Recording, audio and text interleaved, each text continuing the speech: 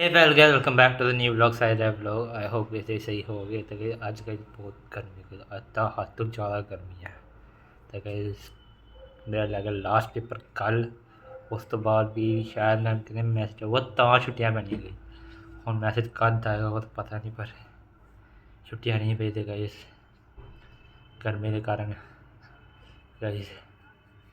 बुरा हाल हो गया वा बहुत बुरा हाल है गर्मी कारण ਤੇ ਤਾਂ और थल्ले सौंदे थल्ले ठंडा पक्खा चला के ठंडा हो जाता ऐसा पक्खा चला के भी ठंडा नहीं होता उत्थे बिना पक्खे के ठंडा जैसा पक्खा चला के भी ठंडा नहीं है तो कई गर्मी है